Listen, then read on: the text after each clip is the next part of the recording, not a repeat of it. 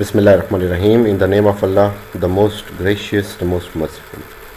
Ladies and gentlemen, in this slide we are reading the explanation and paraphrase of Ode to a Nightingale by John Keats. So it's a remarkable poem that John Keats written in the Romantic era, and the poem was written in 1819, and it was summer in England when Keats was sitting in the house of his friend, and to some critics he was somewhere outside under a tree. So he listened to the sound of nightingale, and that sound of nightingale took him from his place to the height of imagination. So this poem is his travel. He goes to imagination and then he comes back. Stanza 1. My heart aches and a drowsy numbness pains my senses, as though of hemlock I had drunk, or emptied some dull opiate to the drains. 1 minute passed, and little words had sunk. This not through envy of thy happy lot, but being too happy in thine happiness, that thou light-winged dryad of the trees, in some melodious plot of beechen green and shadows numberless, singest of summer in full throat ease. So this poem and this stanza, this is explaining the inability of John Keats to feel the happiness given to him by the sound of the nightingale. So he begins with a complaint. He says that my heart aches, and there is a drowsy numbness that is giving him pain. So there are two contradictory thoughts here, that he is talking about numbness and then he is talking about the pain. So both are different things in a way. Numbness is something else and pain is something else. When you go to a doctor and he injects you, so first he uses anesthesia, and that makes your body numb, and then you don't feel any pain. So for such surgical operation, we don't feel, our body become insensitive to such pains. So Keats here is having both the things together, like he's having numbness and he's having pain. So there's a reason of that. Like Keats here is having an out-of-body experience. So this is his out-of-body experience, that he is sitting somewhere, but he's into the word of nightingale as well. So he's trying to go from his word to the word of nightingale, and he's trying to have an out-of-body experience. So that thing is creating pain in him. Furthermore, he is not happy. He is not happy because his own life was full of tensions, miseries, problems, and tragedies. We know that John Keats, he was not a prosperous person. So Keats was a poor person. He was suffering from TB and he died of it. His brother died of TB as well, and he died in very early age. His girlfriend Fanny Brown, she left John Keats, and moreover there were so many other miseries related to his life. So John Keats was full of agony. He was full of tragedies. So at this time, when he listens to the sound of nightingale, he is feeling a pain.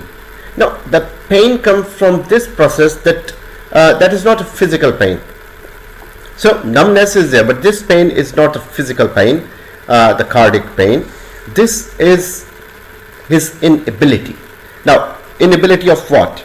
Because he is listening to the sound of nightingale, and he complains that my heart aches. Now his heart is aching.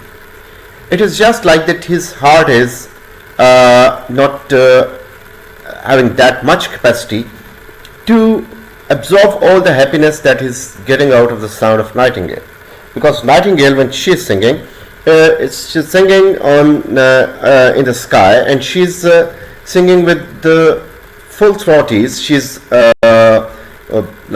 welcoming summer, and in this way she's a huge pitch of voice that is that can be listened all over in the surrounding, that valley where Keats is sitting. So Nightingale is welcoming the summer, and she's singing at her full throat is.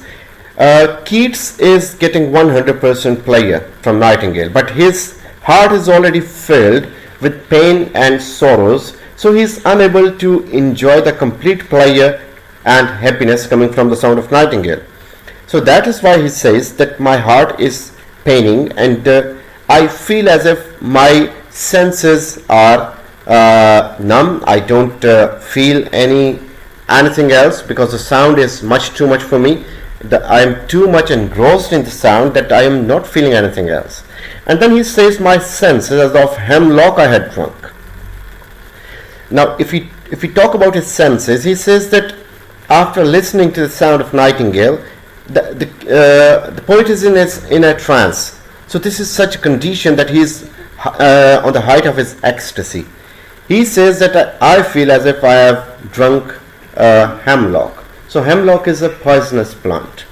So it tortures your senses. It minimizes their capacity to work, and it makes you unconscious. So he says that after listening to the sound of Nightingale, I feel as if I have drunk hemlock or emptied some dull opiate to the drains. Or else, what I have done, I have emptied opium, and I have drunk glasses, and one glass after another. So opium is also intoxicating, and that also makes your senses numb and minimizes your capacity to think or to visualize things. So he feels that I am getting senseless, I am being senseless. Or 1 minute passed and let the words had sung. Or I feel as if that I had just some moments before I had driven into I went down into Lethiwards. So Lethiwards is a river of forgetfulness. So this is a myth, kind of a mythical river, and that happens to be in Greece. So Keats, since he is using Hellenistic tone, he loves Hellenism. Hellenism is love for Greek culture, tradition, Greek art, Greek music, Greek myths. So this is again a fountain related to the mythology. So he feels that I have been through Lethiward. So Lethiward is a river of unforgetfulness, a river of forgetfulness.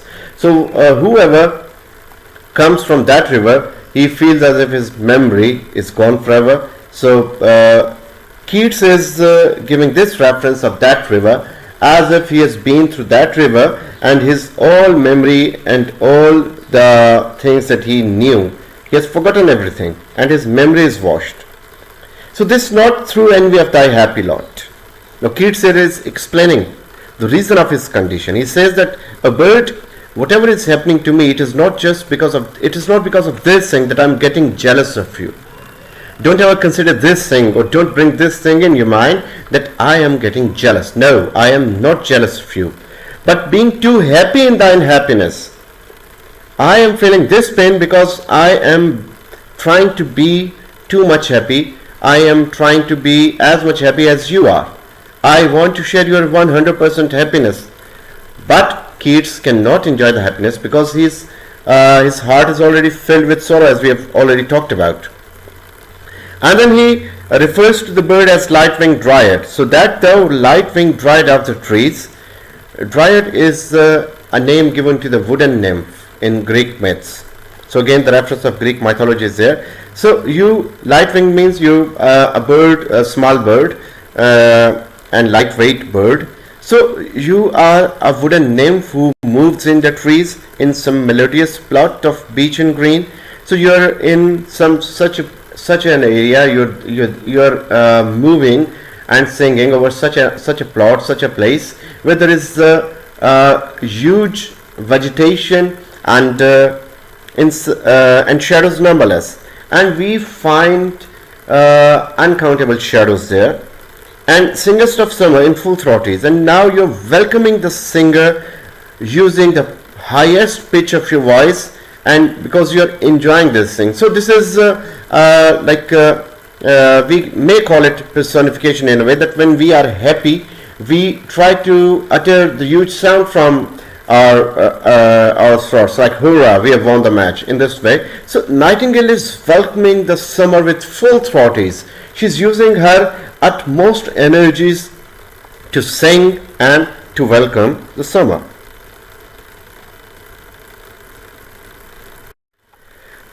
Now in stanza 2, Keats is trying to get into the word of the nightingale, and he is offering himself the ways of escapism, the ways who could take him towards Nightingale. So he says, "Oh, for a draught of vintage, that I wish to have a drop of the wine that is made up of grapes." So vintage is the grape wine that had been cooled long age in the deep delved earth. So that wine which has been preserved in the earth after digging the earth. So people keep such wines dug in the earth, and they are placed there for usually very long times, quite often years, for example. And he says that I want that wine which is made up of grapes and that has been preserved in the earth for a long time, and tasting of flora in the country green. So that may be telling me the taste. So when I drink that wine, I may get the taste of the country of flowers and the country green, and where there is vegetation, where there are shades, shadows, where there is greenery, where there is natural being, natural scenery. Dance and Provencal song and sunburnt mirth. Provencal song is the French song he is talking about.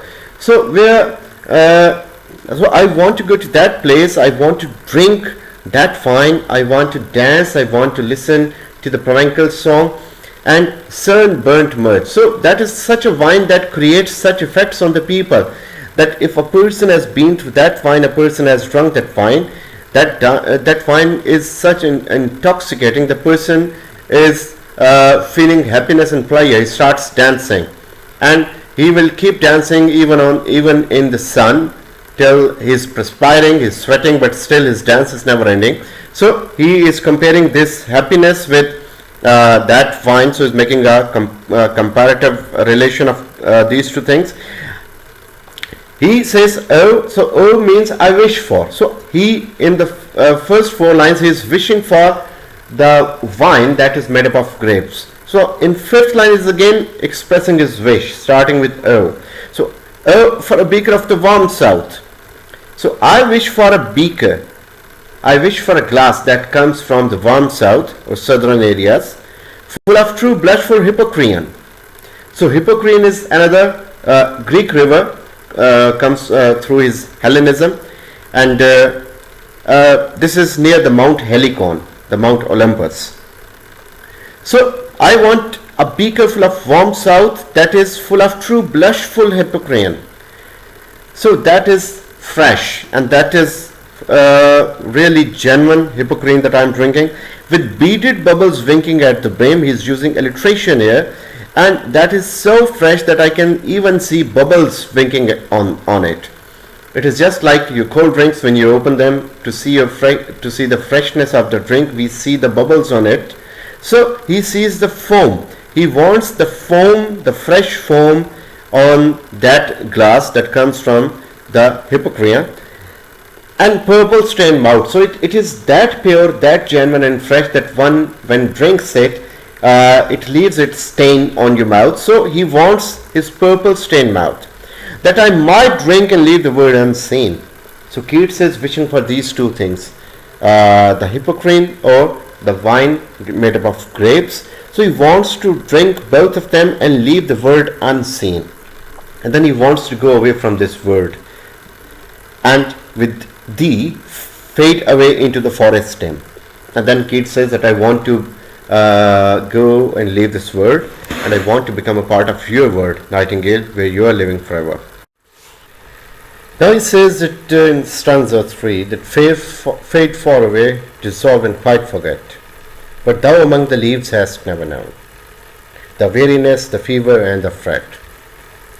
So Keats is of the view that he should leave this world and he should become part of that world of Nightingale, because Nightingale does not know any weariness, she's not feeling monotonous, she's not getting bored, she doesn't have diseases, she's not worried about anything. So he wants to become that part of world. Now again, referring to his own word, Keats says, here where men sit and hear each other groan. So this is my word, where we sit and listen to each other complaining. We listen to each other's miseries, tensions, worries, where palsy shakes a few, where some people are overtaken by paralysis, and paralysis because of high BP. When we are suffering from severe traumas, tensions, then our blood pressure rises, and that blood pressure that leads to the paralysis. So the blood pressure is of your tension, and the results are in front of you. He says paralysis shakes a few, and sad last gray hairs, and some people are killed by the old age. So some people in this world are killed by the diseases, and some people are killed by the old age. Where youth grows pale, spectre thin and dies. Now this is such a word where the youth of the word does not have blood reddish color. They are not sanguine in complexion. Rather, they are pale, and that is hectic pale color, which symbolizes tensions, miseries, and ill health. So the youth of this area, this word of human word of mankind, so the youth is pale, so they are abnormally, spectre thin means abnormally thin, so they are abnormally thin, and then they die of diseases, whereby to think is full of sorrow. So this is such a word in which if you even start thinking about the worries, you are worried yourselves. So not even talking about suffering those worries. Even if we are thinking about those worries, we are full of tension and leaden-eyed despair. And the eyes of all the people, the mankind, all the men, women, which are all the time bright when they are happy. So there is no brightness left in them. There is only despair. So all the people are despair. Every person is pessimistic in these days, where beauty cannot keep a lustrous eyes. So this is such a word, the word of mankind, where beauty is not permanent, where beauty cannot hold a person for too long. A new love pine at them beyond tomorrow. A person cannot think of love beyond a certain time limit, like he has to think about his sorrows as well, he has to think about his diseases, his problem, miseries. So love, the scope of love in this word is delimited. Love is now not that powerful as it used to be, and this power of love is lost because of the tension and miseries and diseases that are spread in this word. Away, away, for I'll fly to thee. So in stanza 4 he says, yes, I will go to you, Nightingale, but I'll not come by drinking wine. So away means he is asking the negative ways of escapism to get away or to go away. He's not using the negative ways of escapism. He says, I will go to Nightingale, not charioted by Bacchus. So Bacchus is Dionysius' other name. Dionysius was the god of wine and son of Zeus in Greek mythology. Parts are his loin. So his loins are driving his chariot on which Dionysius is sitting. So this is metaphorically meant for wine. So he says, I'll not be coming to you, Nightingale, by drinking wine and getting intoxicated. I will rather come to you using viewless wings of poetry. So poesy means poetry. I will come to you through my poetry, through my imagination. Though the dull brain perplexes and retards, the human mind perplexes him and brings him back. That okay, this is the word of man and that is the word of Nightingale. You are the man, you're the you're from a temporary word and that is permanent word. You cannot be the part of that word. Keats wants to use his imagination, but his mind is perplexing. It is not allowing him to go because he doesn't have that power to feel there physically, but he is using his imaginative power to his most extent, so that he's already gone there, already with thee. So from this sentence, Keats starts feeling himself with the nightingale. The tender is the night, so he starts feeling the light there. He starts feeling the atmosphere. He starts feeling the chill night which is there. And happily the queen moon is on her throne. Though Keats is in the forest, he cannot look upwards, but he can feel the presence of moon. So queen moon is used as personification, clustered around by her starry face. So face means fairies. So this is also personification. That he means to say that the queen moon is sitting on her throne, and her fairies of star there moving about her. But in fact, what he really means is that the moon is shining on the sky, there are stars, but here there is no light. So Keats is talking about that place where he is. He really is. He is in the forest. He cannot look upwards. He says, where I am standing, since he is on the top of his imagination, he is with nightingales. He says, where I am standing, I cannot I cannot see the moon or the stars. Say, what from the breeze, heaven is when the breeze blown through wondrous glooms and windy mossy ways. Only that light is coming down to me, which comes to me when the wind blows and the trees, they move from here and there, and then the moonlight comes through those vegetation passes, so vegetative passes, and it comes down in a zigzag form. So it is only because when the trees are moving because of wind. Otherwise, there is no chance that I can look at the sun on the moon. So in stanza 5, he says, I cannot see what flowers are at my feet, nor what soft incense hangs upon the bough. He says that I am unable to look at the flowers that are at my feet, because he has just gone from light into the dark, from his reality to imagination. Now he is unable to focus what kind of atmosphere is there, what kind of surroundings are there in the forest. So he says, I am taking time to figure out what kind of smell I feel around me. But in embalmed darkness, guess each sweet. Each sweet means each sweet flower. Yes, but in this pitch dark, I can guess the flowers around me, wherein with the seasonable month endows, and the whole of this stanza, they reflect the names of the production of that particular month, the flowers. So he talks about grass, he talks about thicket, the fruit-wild tree, the hawthorn, the pastoral eglantine, fast-fading violets, and mid-May's eldest child, the coming musk rose, full of dewy wine. So he is discussing all the possible flowers and plants of the May season, the spring season. So he is able to guess them all from their smell. And the murmurous haunt of the flies on the summer eves.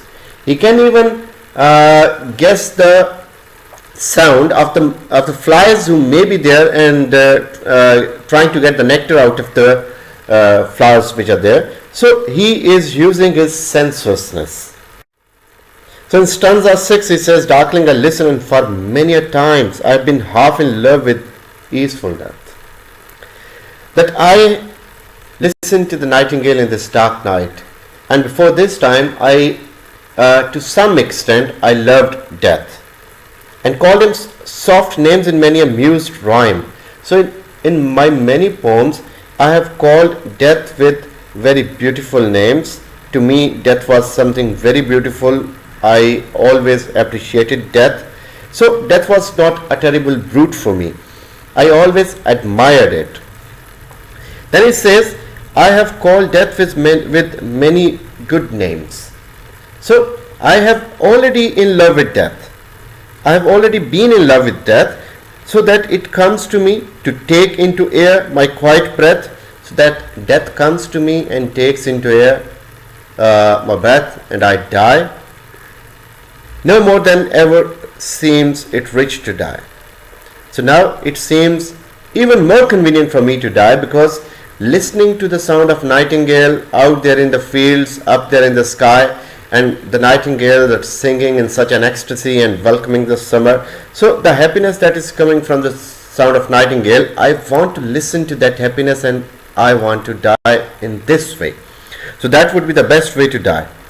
So he says, I loved death, but now I feel that after listening to the sound of nightingale, I can die anytime, because I have received the extreme pleasure from this life, from the sound of the bird, to seize upon midnight with no pain. So I want death to come to me and take me with it, and it should be time of midnight, and I should be so engrossed in the sound of nightingale that I don't feel any pain.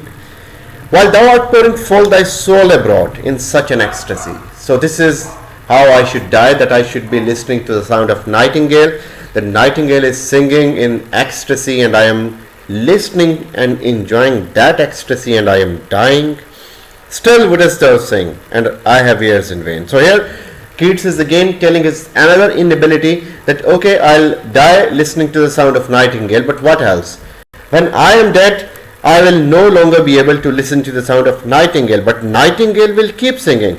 Nightingale will never stop. So nightingale is an essence. Nightingale is immortal in a way that from the beginning of the humanity until the end of humanity, the natural objects will remain the same. They will keep appearing. The sun will keep appearing the way it does. The moon will keep appearing. The stars, the rain, the rainbow, all the things have the perfect order. They come and go according to the plan. So this is only man who comes and goes without a plan of his own self. The plan is obviously with Allah Almighty. So nightingale will keep singing, and I will not be able to listen to nightingale. My ears will be in vain, and to high requiem become a sword. So to the high requiem is the song that is played on a funeral, a music that is played on funeral rites, funeral ceremony. So now he feels that when I'll be dying, so that song of nightingale will be my death song, but I will not be able to listen to it. Now here one thing is noteworthy. When Keats is talking about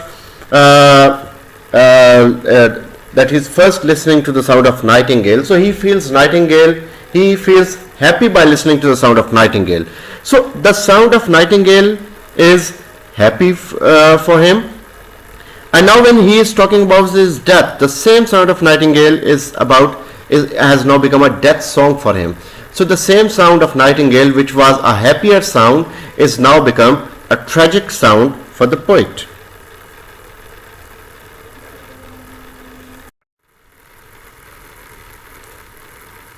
Stanza 7, and in this Keats is attributing nightingale as immortal bird. He says, Thou wasn't born for death, immortal bird.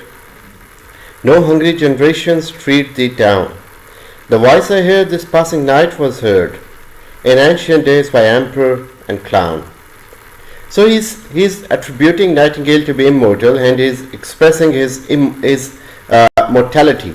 So he's making a contrast between the immortality of natural objects and mortality of mankind. He says that nightingale was not born for death. So it's not attributing to this particular nightingale that this nightingale cannot die. Of course, the nightingale can die, but he is of the view that the essence of nature will never end. And hungry human beings have always tried to crush nature. They've always tried to flood the nature. They've always tried to cut the trees. They've always tried to kill birds. So many races of animals and birds, they have become extinct because of this thing. For a very long time, elephants have been killed for the sake of ivory tusk. So this is about humanity, what human beings are doing. There is no humanity left in them anymore.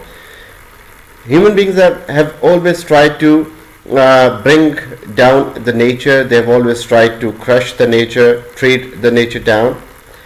But the nature cannot die. The nature is such an object which is immortal. It is such a thing that is immortal. It is not born to die. So the voice I hear this passing night was heard in ancient days by emperor and clown. So the voice of Nightingale which I am listening now, I'm not the first listener who is listening to the Nightingale and enjoying the sound. So in past, so many people have been listening to the sound of Nightingale, emperors, the clowns, all the people in the ancient days, ancient monarchs, their subordinates, all the people have been listening to this sound. Perhaps the self-same song that found a path through the sad heart of Ruth, one sick for home. So this may be the sound of the Nightingale, the same sound, the same song which I am listening now, might have been heard by Ruth. Ruth was a biblical character who was said to be expelled from her house when her husband died. So she was weeping, and she stood in tears amid the alien corn, and she was expelled. She was ousted from her house, and she was in someone's field because she had nowhere to go. And in such a misery and terrible condition, soon after the death of her husband and being expelled from her own house, she was in terrible agony, and she must have listened to the sound of Nightingale, which could have given her a bit solace, bit calm, or a balm to her worries and wounds. The same that oft times hath charmed magic casements opening on the foam of perilous seas in fairy lands forlorn. So the same song of the Nightingale, it had convinced someone who was living in such a mansion in fairyland, which was constructed right on the shore of a sea, and the fathomless and the foaming sea was flooding and smashing against the wall of that fortress where this person or this lady was. So as we have seen in the fairy tales, that there's always a princess who is kidnapped by some monster, and she is caged in a room where she is always waiting for someone to come and rescue. So in such a distress, she might have sometimes opened her windows because she listened to the sound of Nightingale, and she wanted to listen to the complete song of the Nightingale to get the complete pleasure coming out of it. So Nightingale is not singing for the first time, and Keats is not the first listener to the sound of Nightingale. So the whole stanza talks about immortality of the bird, the immortality of natural objects. So he ends this stanza on the word forlorn. So stanza 8 begins with the same word, forlorn. Forlorn means loneliness. So when Keats talks about this lonely island or lonely fortress that is located aloof from the society, he misses or he remembers at once his own loneliness, and the word forlorn breaks his imagination, and he says, forlorn, the word is like a bell to toll me back from thee to my soul self. Now he says that this word forlorn has actually worked like a bell, alarm clock, and it had brought me back to the reality from the realms of Nightingale. So my imagination is now broken. My imagination is now ended, because I was in imagination till I was thinking about my worries. Then I was thinking about Nightingale only. But as soon as I started thinking about my own self, that as that fortress was alone, so am I in my own word. So the word broke his imagination, and now his imagination is gone. So he is where he was sitting, where he listened to the sound of Nightingale. Adieu, the fancy cannot cheat me so well as she is famed to do, deceiving elf. So he calls Nightingale as deceiving elf, that it is deceiving the imagination. So or he's calling his imagination a deceiving elf. So imagination also deceives the person when we are thinking, for example, if I imagine I am flying, and now that imagination, I am flying in my imagination, in my fancy, but that fancy is cheating me. I cannot fly. I'm not bound to. So, like she's famed to do so. So, since imagination is famed that it deceives people, so I was deceived for a time, but now I am no more deceived by it, since I am in reality. Adieu, adieu, thy plaintive anthem fades. So now he calls the sound of nightingale a plaintive anthem, so a morning song. So your sound is fading now, away, adieu, farewell, bye bye. So he says that your sorrowful song is now ending, because when he started listening to the sound of nightingale and went to imagination, nightingale might be over his head, but now when he came back, the nightingale went to some other valley, so the sound faded. Then it says that passed near the meadows, over the still stream, up the hillside, and now it is buried deep in the next valley glades. So the sound which was right very close to me, now it is fading. Now it is I can hear the sound in the near meadows. Now on the stream that is just like just there before the next mountain slide, and then I can listen to the sound of nightingale fading more. Now the nightingale must be flying over the hill, and now the voice is gone. So nightingale must be in the next valley. Was it a vision or waking dream? So the Keats himself is unable to explain his own condition, whether he is waking or whether he is sleeping. And flood is the music, do I wake or sleep? So I cannot make an estimation of myself, what trance I am into now, whether I am awaking or I am sleeping. I am unable to explain my condition. But now one thing is quite notable here, that as we have discussed already, that the same sound of nightingale which was full of happiness, then it became the sound of death, then it became the sound of sorrow. So it is not that nightingale was first happy, then she started singing about death, then she started singing a sorrowful song. No, it was Keats' own mood. So it was the mood of John Keats himself that was first happy, and then when he talked about his death, so the same sound of nightingale became his death song. And now when he is back in reality, back among the diseases, back among the tensions, worries, and the same monotonous routine, so he is sorrowful. So the same sound of nightingale to him is now sorrowful. So this is all about his own mood that is going on. So Keats has very beautifully explained so many diverse themes through this poem, using literary devices and poetic techniques, which we are going to discuss in the next video lecture. So the next video lecture is about, which is connected to it, it is about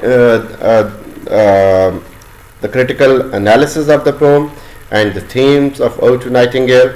Thank you very much. If you like the video, please subscribe the channel.